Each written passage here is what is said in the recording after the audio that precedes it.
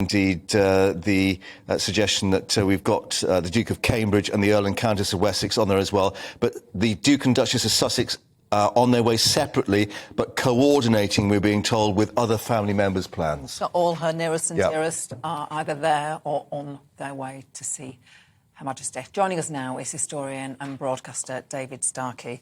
David, thanks for joining us again. A 70-year reign that contains inevitably highs and lows. It needs resilience to deal with those lows. Just talk us through some of the key moments in that 70-year reign. Well, I think the real key is actually the very beginning. David Ackerman was referring to that. It's the Queen even before her coronation, even before the anointing, even before the formal oath-taking.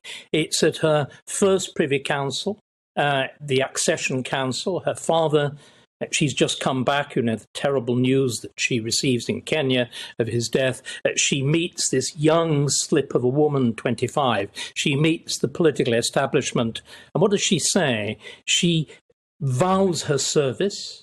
She vows an oath to God, to the people, to the Commonwealth, but above all, to the memory of her father and her grandfather. She says, I'm going to do and be monarch as they were. And we've all been talking about, you've mentioned 70 years. Fundamentally, the monarchy has not really changed in its essence. All the routine, the media, whatever, of course, changed. But the monarchy really hasn't changed since it's created in 1917. The House of Windsor, which is this great paradox. It's a democratic monarchy. You were talking about Americans being there. I don't think they can quite understand it. It is that in most ways, I think Britain is a far more democratic country than America, but it's got a head of state who is hereditary. And there is this paradox. You were talking about all the different faiths that have been expressing hope for her recovery, but it's not simply faith. Remember, we are multinational. We were multinational even before there were people who were Hindus and Muslims here. We were multinational right from the beginning because we're Scots, we're Irish, we're English, we're Welsh, and so on. And the Queen, because she is the emblem of Britain. It's not that we're a nation. People talk about the British nation. There is no such thing. The symbol of our unity, the symbol of our state, of our monarchy, is an individual.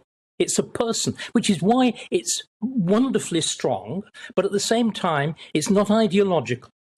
There's no commitment to a set of principles. You don't have to swear an oath to anything but her and whoever her successor will be. Well, we know who it is. And I think this strange mixture of which you've been bringing out wonderfully in the broadcast, between the state, Britain, us as a collective, and a single person representing it, with all the flaws as well as the virtues of humanity, as the Queen, as a Christian, of course, would fully recognise. It's what's so powerful. And one of the things we should be doing, and I think it's a real moment, should be a real moment for national reflection. David was talking about the importance of duty. I think we should also be grateful, profoundly grateful, for the existence of a constitutional monarchy. It is fundamental to curiously, it's very old-fashioned. It's the link to our history of 1,000 and more years, but it's also why we've been able to adapt to the present so effectively, why there's been such flexibility with the loss of empire and the presence of immigration and the transformation of Britain in her reign. It is this wonderfully elastic thing, much more so than a written constitution or the formalities of a presidential succession.